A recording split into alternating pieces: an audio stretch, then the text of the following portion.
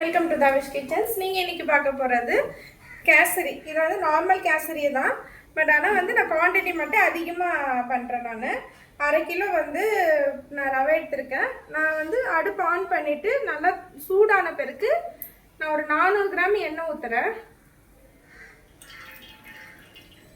எண்ணெய் சூடாகட்டும். எண்ணெய் சூடான பிறகு நான் ஒரு அரை கிலோ ரவை போடுறேன். நல்லா கொஞ்சம் மிக்ஸ் பண்ணிக்கோங்க. கேஸ் வந்து நம்ம ஸ்லோவாகவே வச்சுக்கலாம், ஹை ஃப்ளேமில் வேண்டாம்.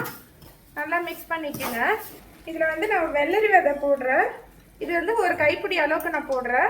இது ஒரு குவான்டிட்டி பார்த்தீங்கன்னா ஒரு 50 கிராம் இருக்கும். நல்லா மிக்ஸ் பண்ணிக்கோங்க.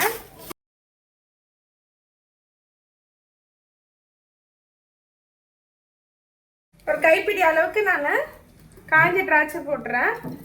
இது வந்து இது குவான்டிட்டி பார்த்தீங்கன்னா ஒரு 30 கிராம் இருக்கும். அதே மாதிரி முந்திரி அப்படி தான், இது ஒரு கைப்பிடி அளவுக்கு, இதுவும் 40 கிராம் இருக்கும். இது சாரப்பருப்பு. இது உண்மையிலேயே டேஸ்ட்டு சூப்பராக இருக்கும். ஸோ அதனால் இது வந்து இது ஆட் பண்ணனா கேசரி வந்து உண்மையிலேயே வேறு லெவலில் இருக்கும். ஸோ அதனால் இதை நான் ஆட் பண்ணுறேன்.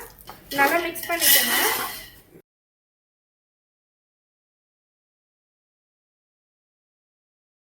இது வந்து நம்ம திராட்சை வந்து இந்த மாதிரி உப்பி இருக்கணும்.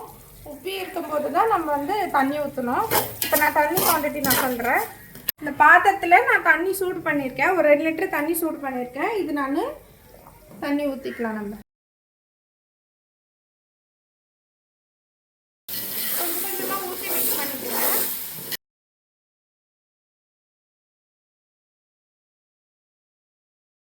பண்ணிக்கோங்க. இது கொஞ்சம் கட்டியாக வந்த பிறகு நம்ம வந்து ஒரு 50 கிராம் நெய் ஊற்றிக்கலாம். நல்லா மிக்ஸ் பண்ணிக்கோங்க.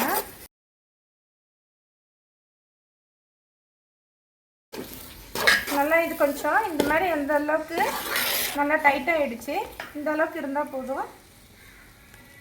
இப்போ நான் சர்க்கரை வந்து அரை கிலோக்கு 1.25 கிலோ சர்க்கரை போடுறேன்.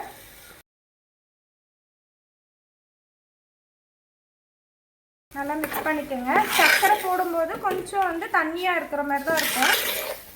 அதுக்கப்புறம் கொஞ்சம் கெட்டி பட்டுரும். கொஞ்சம் தண்ணியாக தான் ஆகிடுச்சு. அதுக்கப்புறம் கொஞ்சம் நல்லா கிண்டிகிட்டே இருந்தோம்னா கொஞ்சம் கெட்டி பட்டுரும்.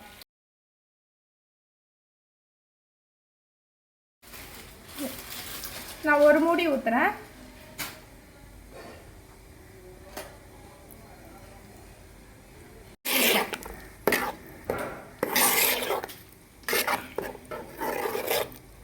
கேசரி பவுடர் வந்து நான் கொஞ்சமாக போடுறேன்.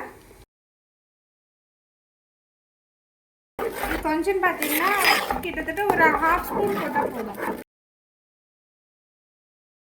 இது வந்து நம்ம 1/2 ஸ்பூன் தான் நான் சொன்னேன் உங்ககிட்ட. இது வந்து நான் எதுக்கு நான் வந்து இன்னும் கொஞ்சம் டார்க் போடணும் அப்படின்னு சொன்னேன்னா, நான் 1 ஸ்பூன் கிட்ட போட்டிருக்கேன். அது ஏன்னா மில்க் மேட் வந்து நான் ஊற்ற போகிறேன். ஸோ இதனால் ஊற்றிட்டோம்னா நம்ம கலர் கம்மியாயிடும், ஒயிட்டாக தெரியும். இது வந்து 1/2 தான் நான் ஊற்றிருக்கேன். நல்லா மிக்ஸ் பண்ணிக்கணும். 200 ml வந்து நான் ஒரு 1/2 தான் ஊற்றிருக்கேன். இதை நம்ம ஊற்றும் போது கொஞ்சம் இன்னும் கலர் நான் அவ்வளோ இருந்துச்சு. இதில் வந்து கலர் கொஞ்சம் கம்மியாக எடுத்துக்காருங்க. அதனால தான் நான் கலர் வந்து கொஞ்சம் அதிகமாக போடணும்னு சொல்கிறேன்.